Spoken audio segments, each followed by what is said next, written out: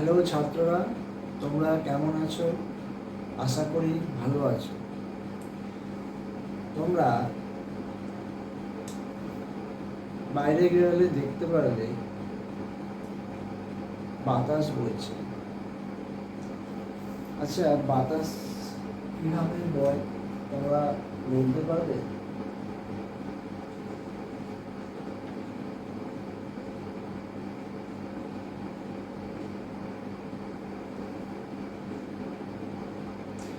আচ্ছা বলো। পৃথিবীতে 3 ভাগ জল, তাহলে আমাদের জলের গুরুত্ব কতখানি তোমরা বুঝতে পারছো? সেই জল একটা জায়গাতে কি থেমে আছে? এক জায়গা থেকে অন্য জায়গায় অনবরত যাতায়াত করছে। এর কিছু কারণ আছে। আমাদের আজকের বিষয় হল ভূগোল, কাল হল সমুদ্র স্রোতের কারণ।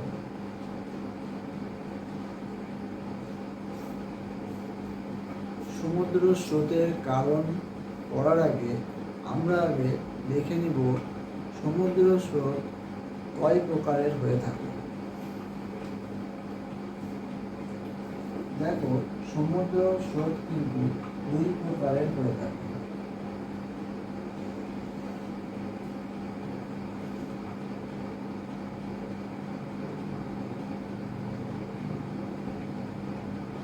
একটা হচ্ছে গভীর, যাকে আমরা অন্তঃস্রোত। একটা হচ্ছে বহির, বা যাকে পৃষ্ঠস্রোত বলে যায়। এই 2 রকমের স্রোত সমুদ্রের মধ্যে দিয়ে প্রবাহিত হয়, এক জায়গার জলকে অন্য জায়গায় নিয়ে যায়। তো আমাদের জানতে হবে এই 2 রকম স্রোত কিভাবে এক জায়গা থেকে অন্য জায়গায় যায়, তার কিছু কারণ আজকে আমরা দেখব। নাম্বার 1,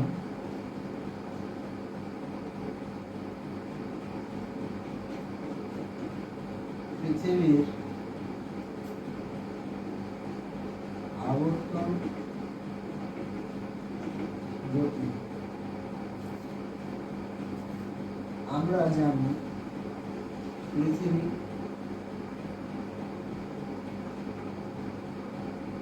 পশ্চিম থেকে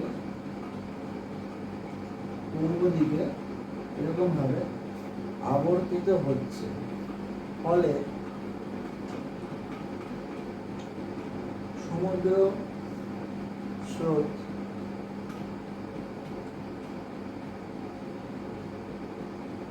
পূর্ব থেকে পশ্চিম দিকে আবর্তিত হচ্ছে।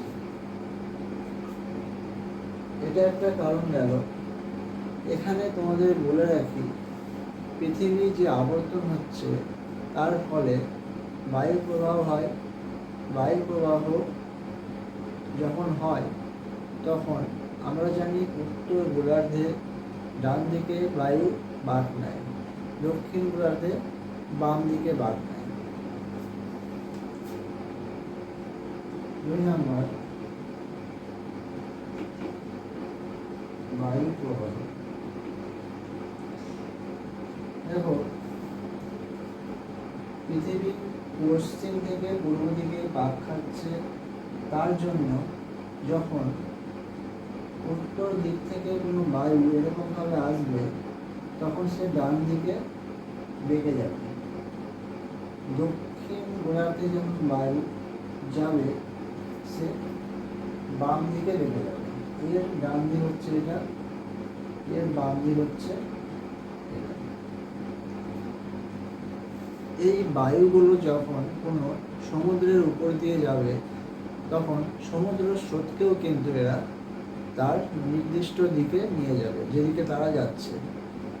তখন সমুদ্র স্রোত ওই বায়ুর পথে উত্তর গোলার্ধে ডান দিকে, দক্ষিণ গোলার্ধে বাম দিকে বেড়ে যাবে।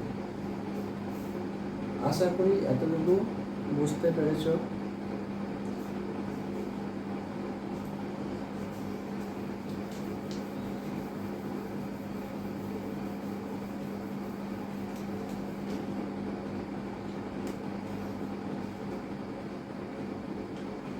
তিন নাম্বার,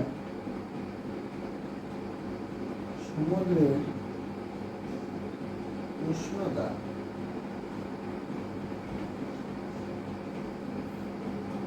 দেখো, যখন আমরা দেখব, মনে করো এই যে সমুদ্রের কোনো জায়গায়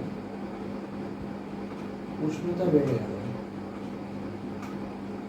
তখন এই জায়গায় জলটা কি হবে, প্রসারিত হবে, আর পৃষ্ঠ স্রোত রূপে এটা উপর থেকে, হ্যাঁ, এটা হয়তো নিরক্ষীয় অঞ্চলের দিকে, মেরু অঞ্চলের দিকে যাবে। ঠিক মেরু অঞ্চলে এই নিচে তাপমাত্রা কম, ঘনত্ব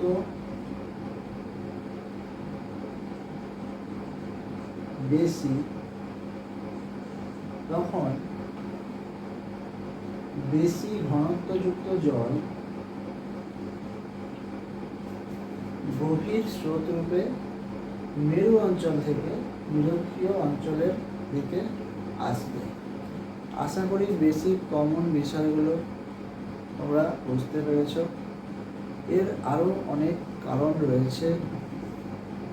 ঘনত্বের জন্য সমুদ্র স্রোত এক জায়গা থেকে অন্য জায়গায় যায়, বৃষ্টিপাতের প্রভাব রয়েছে। আশা করি এই তিনটে পয়েন্ট তোমরা বুঝতে পেরেছ।